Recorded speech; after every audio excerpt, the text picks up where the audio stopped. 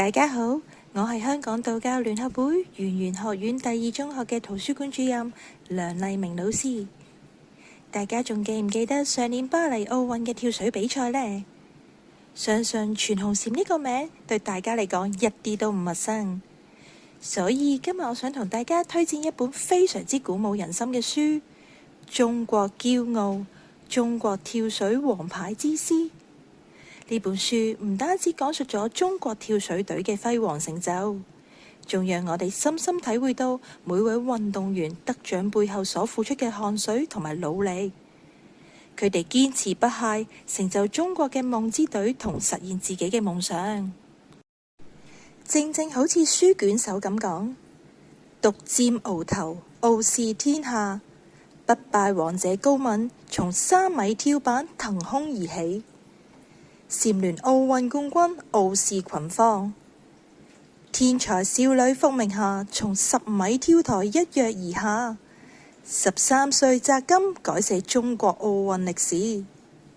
仲有一位接一位嘅運動員，洪毅、郭晶晶、吳敏霞、陳若琳同佢嘅徒弟全紅嬋等等，都不斷締造奇蹟，係我哋每一個中國人嘅驕傲。當然，成功非僥倖，運動員嘅艱辛係不足為外人道嘅。就等我嚟分享一下高敏嘅經歷啦。高敏5歲剛剛學游水嘅時候，就夠膽喺3米高嘅石頭上面跳入水，係一個不折不扣嘅跳水天才。不過，除咗天賦之外，佢嘅堅毅同拼勁都令人萬分敬佩嘅。手臂骨折、肺出血、耳膜穿窿，種種嘅傷病都無阻佢奮力向前。1985年，高敏進入咗國家跳水少年集訓組，佢幫自己定下咗一個規矩，每日早10分鐘到訓練場地，再減少自己10分鐘嘅自由活動時間，咁佢每日就可以比其他人多練20分鐘。1年落嚟就可以比其他人多練7000分鐘。佢嘅努力最後得到回報。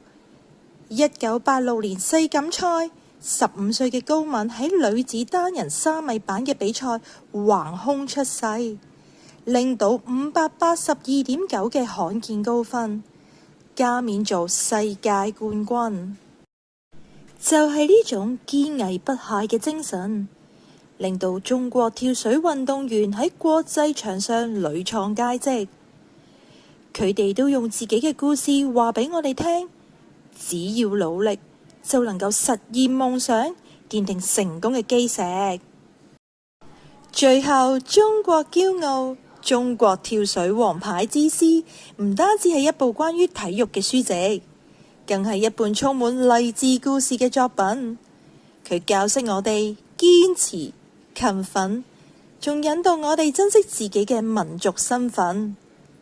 我強烈推薦大家閱讀呢本書，讓我哋一齊感受中國跳水隊嘅驕傲同埋榮耀。多謝大家。